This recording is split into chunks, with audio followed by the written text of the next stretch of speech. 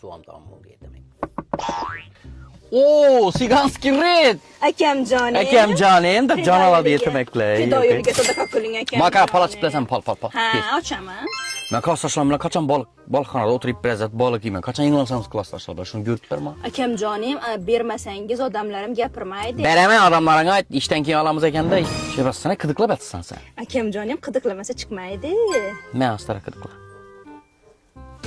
Sinfdoshlaringiz bilan ko'risha olmaysiz. Pulingiz ham kerak emas, o'zingiz ham kerak emas. Ular hammasi xotinidan qo'rqadi-ku, chiqmaydi. Sen xotindan qo'rqmaydi aytib bersan, shu bizning klublar qo'shilsin, biz ham odam bolalarga o'xshab klassdoshlar bilan o'tiraylik. Yeyalik. Demzab bilasan? Ha. Aytib berdim. Shunday o'qiyman. Bo'l, davay. Hozir telefon qiladi sizga. Bo'l, ko'ramiz. Ina. Sen o'g'rimisan ya? Jillimsan ya sen? Odamlarim gapirmayapti-da, pul bermayapsiz-da. Shebassan, odamlaring pulga yugurib yotibmi, nima deb aytsansa? Ayt, ishni bitirgandan keyin olamiz-da.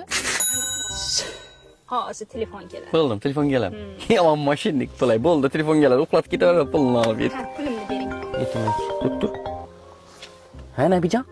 Xotining ketib qoldi. Hop, ha? Pulimni bering aka. Dur sen bir gapni gapagur. Tur beraman, tur. Yo'q, pul yo'q sana, qarach.